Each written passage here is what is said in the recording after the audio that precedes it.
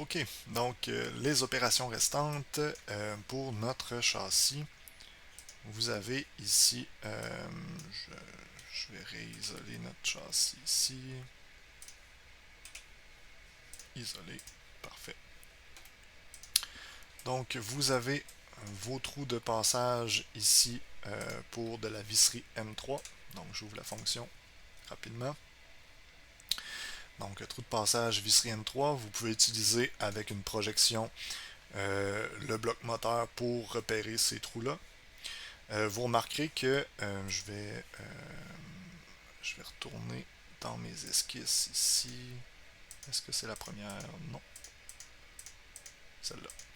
Donc, vous voyez l'esquisse qui, dans la projection que j'ai fait, j'ai fait des hexagones de 5,6 mm et je les ai là, centrés sur ces trous-là.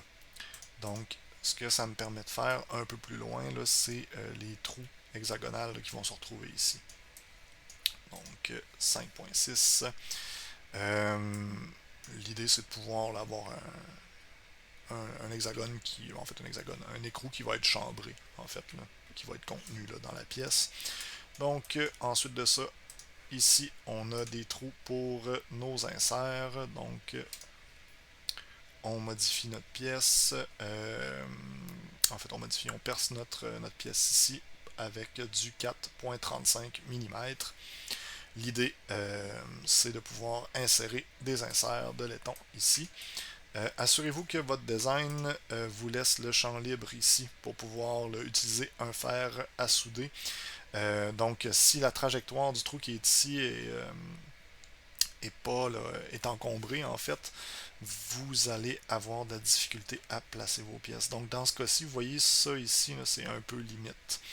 Euh, Idéalement, là, on pourrait le modifier là, en venant dans notre fonction ici, pour venir modifier la surface de notre pièce pour s'assurer qu'on ait assez d'espace pour venir insérer avec notre fer à souder notre insert de laiton.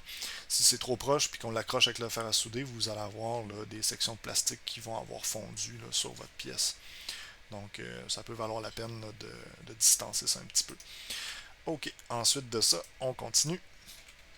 On va venir percer ici nos trous de 8 mm de profond par 6,38 de diamètre. Donc, l'idée, c'est d'obtenir finalement des trous qui sont assez profonds pour les inserts de laiton, encore une fois ici. Si c'est sur le même plan, puis que vous avez, là, comme dans ce cas-ci, je l'ai fait séparément au cas où vous ayez envie de modifier l'empattement d'un peu de votre châssis. Je pense qu'à ce stade-ci, la vaste majorité d'entre vous là, allez avoir là, des roues qui vont être sur le même plan là, dans ce cas-ci. Vous pouvez faire cette opération-là en même temps là, sur cette face-là. Dans la mesure où elle partage le même plan, il n'y aura pas là, de problème. Donc l'esquisse qui a servi à faire ça ici, vous pouvez la refaire là, en même temps là, sur la même esquisse grosso modo là, pour l'entièreté de vos trous. Je les sépare en deux opérations. Dans mon cas, c'est pas vraiment nécessaire dans ce cas-ci. Puis dans la vaste majorité des gens qui ont modélisé là, leur voiture élastique, je crois pas que ce soit un problème également. Donc en tout cas, petite optimisation possible. On fait un miroir de tout ça de l'autre côté.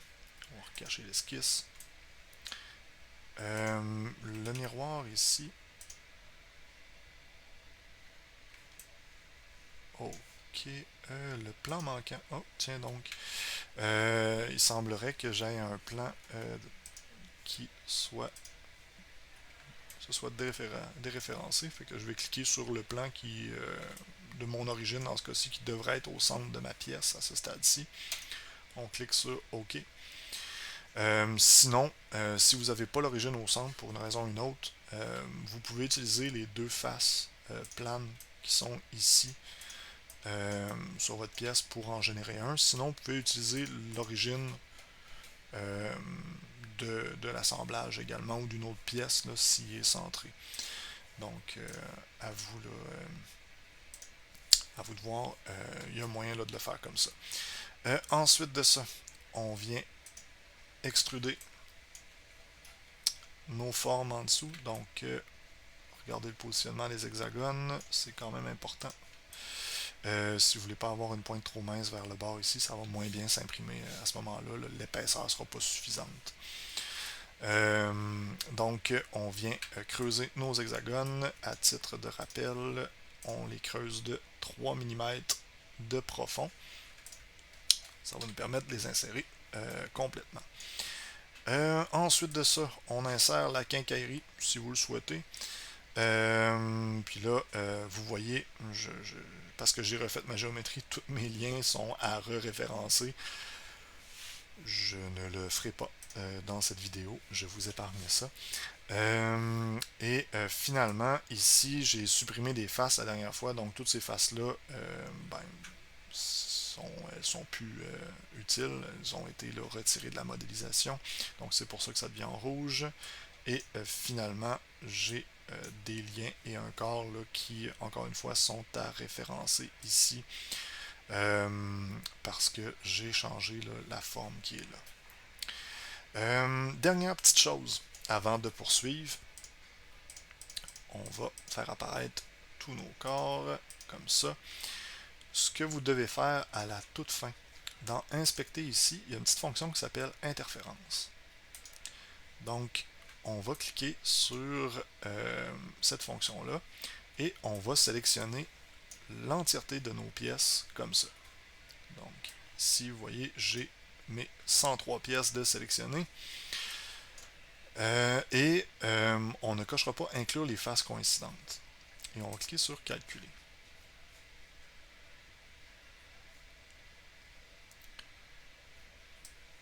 Et vous voyez, Fusion va me faire une liste de toutes les pièces qui sont actuellement en situation d'interférence. Donc, je vous demande de vérifier les zones d'interférence qui vont être mises en surbrillance comme ça. On va savoir si ça représente un problème ou non.